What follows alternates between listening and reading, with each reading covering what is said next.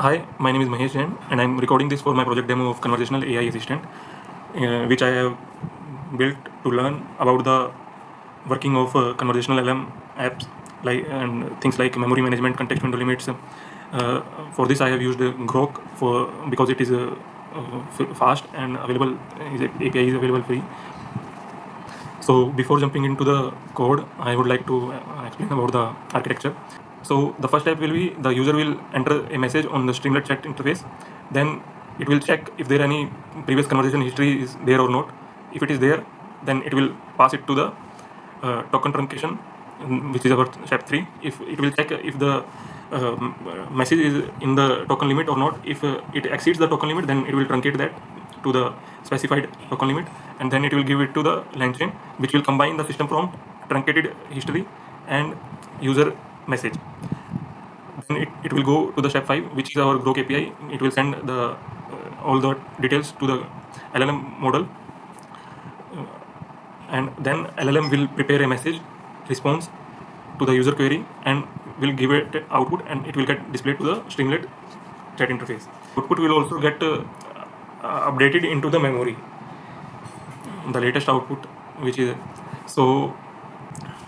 So yes, this is the overall architecture of this application. So let's go to the Visual Studio Code and we'll look at the code. So as for creating this project, I have used Streamlit, Groq, LangChain, and Python.env and tick-token. Tick-token is for counting the tokens. Okay. Groq is for our Groq API. LangChain, I already told you to orchestration.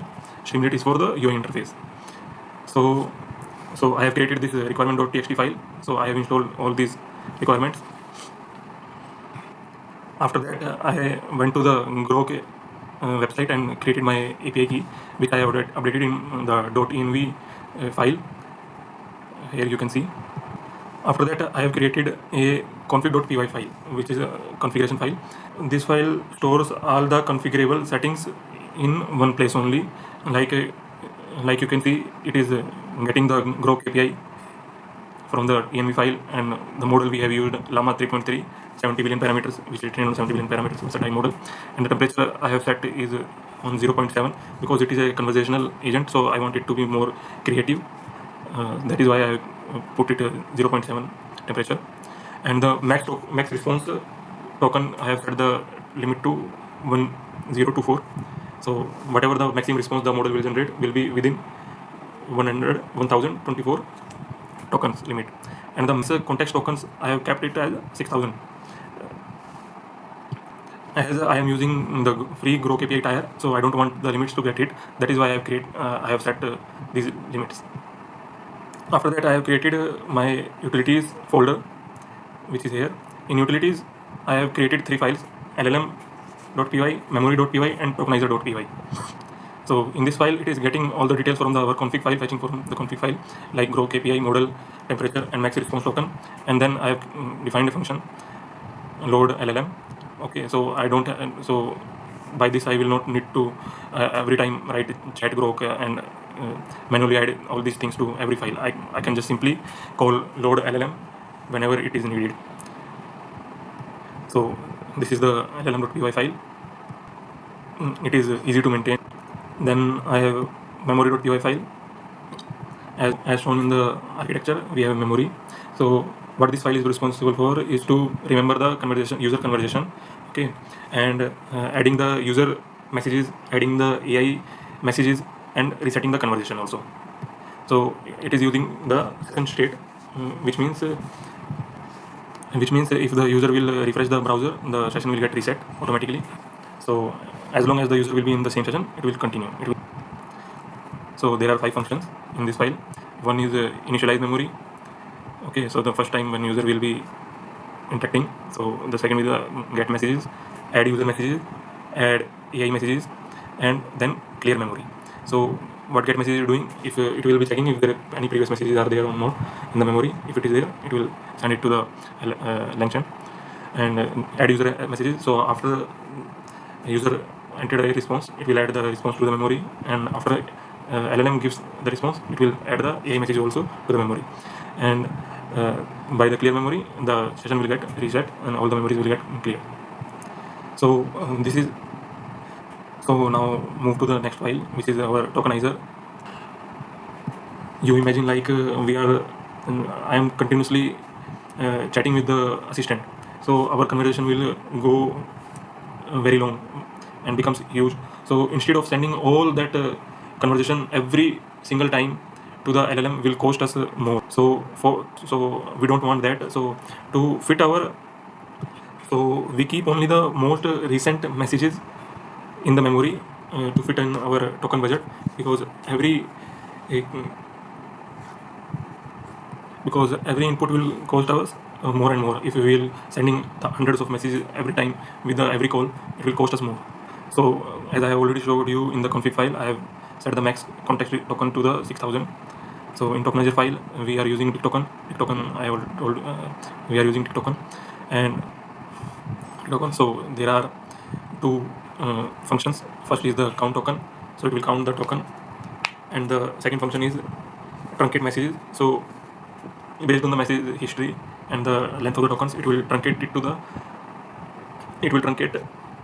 the 6000 token limit.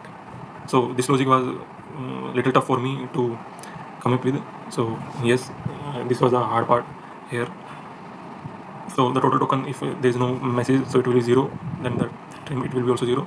Now as conversation will grow, so it will start as the limit will exceed 6000 tokens, so it will start truncating them in the reverse order. So it means last 6000 tokens will be stored in the memory, and before that whatever conversation happened will get out of the memory. So yes, this is the main logic. So now I will show you the app file. So this is going to be the main interface of the app.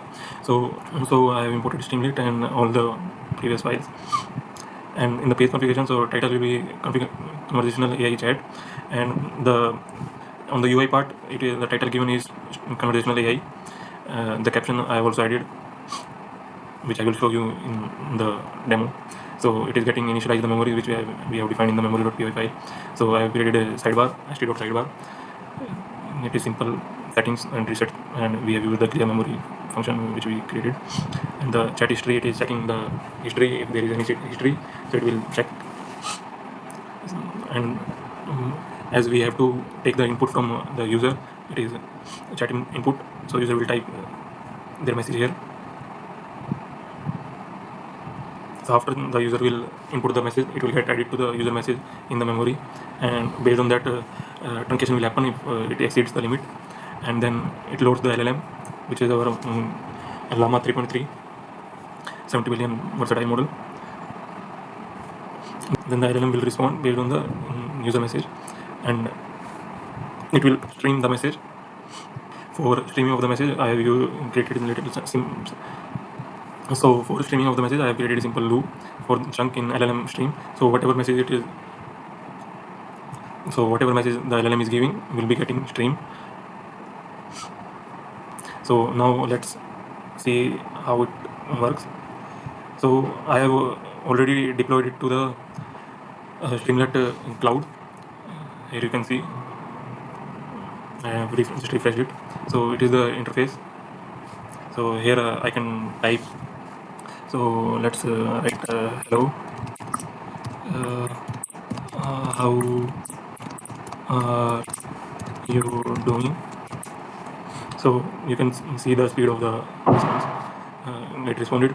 And now if I say my name is Jay, I am a pure vegetarian, can you give me a recipe of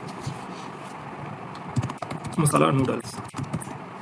So it greeted me and then provided me a recipe. You can see the length of the response is quite huge. So now my previous message and its response, and this message and this response got stored into the memory, and as the conversation will keep on going, it will automatically truncate it to the 6000 token limits and keep the last 6000 tokens from the memory, and based on that it will produce the next response, so that it will not get stressed up. So yes, this is all about this So yeah, this is all about this demo. Thank you. And at last, it will get added to the memory, add AI message. So the AI message will also get updated to the memory.